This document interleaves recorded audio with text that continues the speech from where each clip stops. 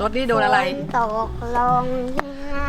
ต่างนี่สภาพรถกล่องกระดาษของเรานะคะโดนพายุฝนเข้าไปเป็นไงบ้างพี่บุ้งโอเคไหมเสียดายไหมเสียดายยังไม่ได้ทัน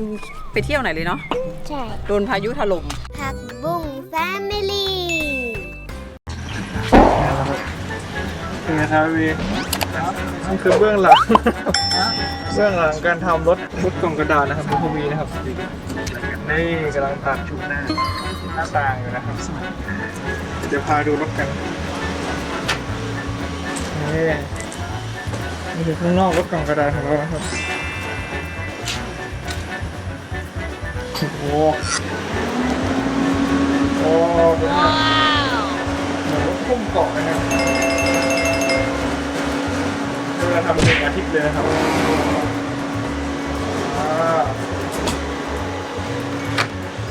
ดูนะฮะ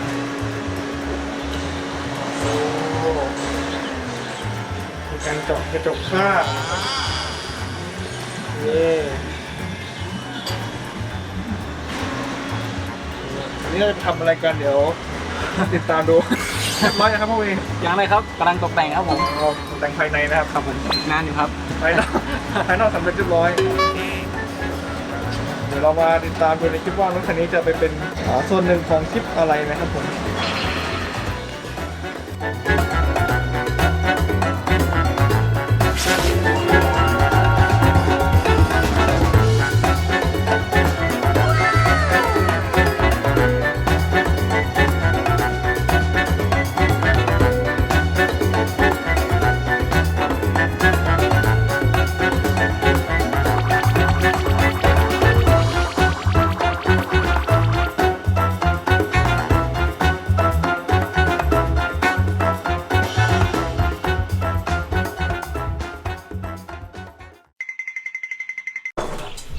นี่เรียบร้อยนะครับโอ้โหเสร็จสมบูรณ์ไปดูกันนี่ครับวิศวกรของเรานี่เราไปดูนะครับโอ้โหมีการเจาะหน้าต่างเรียบร้อยข้างล่างเก็บเนียบเลยครับล้อเราไปดูกันนี่หมุนด้านข้าง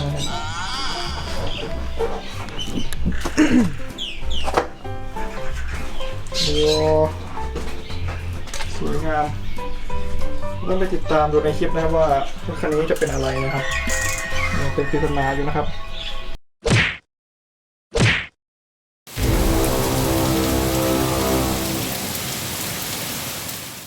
พี่บุ้ง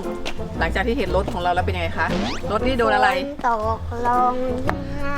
ต่างนี่สภาพรถกล่องกระดาษของเรานะคะโดนพายุฝนเข้าไปเป็นไงบ้างพี่บุ้งก็คือตอนแรกใช่ไหมหนูมาเล่นน้ำฝนในควายแล้วเสร็จแล้วก็มากระโดดน้ำรถเนี่ยมันพ่มหนูตกใจหนูวิ่งมาตรงนั้นเสร็จแล้วหนูก็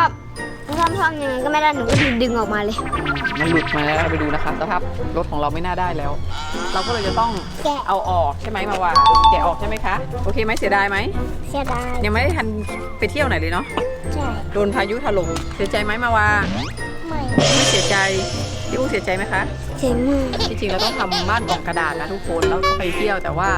รถเราโดนพายุถล่มหมดเลยนะคะเอาว่าต้องตัดตรงนี้ใช่ไหมใช่ค่ะเราจะเอาออกหมดเลยแต่จริงๆมันจะแกะได้ค่ะแกะยังไงคะแกะให้ดูหน่อยค่ะแกะจริงๆมันต้องเอากรรไกรตัดก่อนแล้วค่อยแกะอ๋อโอเคให้พ่อวีตัดก่อนพ่อวีตัดตรงนี้ค่ะพ่อวีตัดตรงนี้ให้มาวานหน่อยค่ะตัดคือเท่าไหร่จะตัดล้อรถไม่ตัดล้อรถนี่ไงมาวาตรงนี้โม่ทำอะไรคะอะไรมาลงออกเลยมาเอาครับแม่เพนอยู่ฝั่งนู้นอยู่ฝั่งนู้นเด็กๆมาว่าจะอยู่ฝั่งไหนอยู่ฝั่งไหนอยู่กลางโอ้โหไม่เป็นฝั่งนู้นโว้ลากไปเลยฝั่งนี้ต้องเก็บด้วยค่ะต้องเก็บฝั่งนี้ด้วยครับแกะตกกระจกนะคะพ่อวีโอ้โหเสียดายมากเอาเลยครับโอเคพร้อมยังยังไม่พร้อมมึงโอเคเดี๋ยว ไปตรงนั้นเด็กพร้อมแล้วออกไปตรง ไม่ย นั้ ก น ตรงนี้เนี่ยหนูยกฝั่งไม่มันหัก ไหนจะตรงไหน เสา เดิ มัน น จะมีเสาค่ะ โอเค โอ้โห แดงเต็มเลย ใหญ่มากโอ้โห นั่น อลังการมากครับทุกคนโอ้ my god เอามาวางใส่นี้เราลากไปวางนั่งดิ นั่งดิ ไปนั่งไป เอาพวกเขาไปนั่ง ไม่ยกละ ฮะ โอ้ยหยุดไม่ให้ปล่อยก่อน ทำอะไรคะ อะไรเด้อ ได้เหรอเธอมันไม่ลื่นนะเราจะแปลงร่างจาก แมวแมวแมวแมวแมวแมว เราจะพับผักบุ้งใส่ในกล่องนี้แล้วทุกคนกล่อง EMS ส่งคนรีบไปเอามาวางกับผักบุ้งส่งคนรีบไปเร็วทุกคนพับเร็วพับเร็วเอาวางกับผักบุ้งส่งคนรีบ รอดไปเนี่ยพุ่งไปไหนพุ่งไปไหนหายพุ่งไปไหนโอ้โอ้ ต้องให้มีคนถือนี้แล้วก็กระเด็น โอเค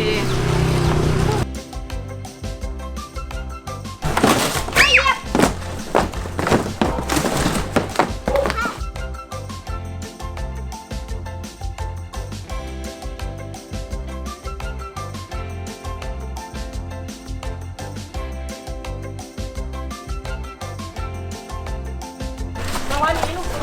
เล็กจ้ะจ้ะทำอะไร